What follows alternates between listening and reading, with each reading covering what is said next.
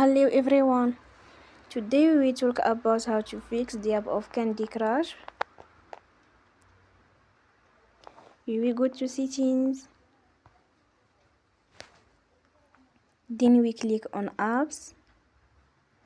After that we will search the app Candy Crush and we click. We will on for stop. After that we go to storage.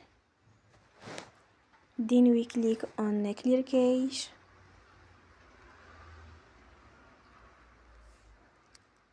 In the end, turn your phone and you will recharge your phone again. Don't forget to support us by like and subscribe. See you next time and thank you for watching.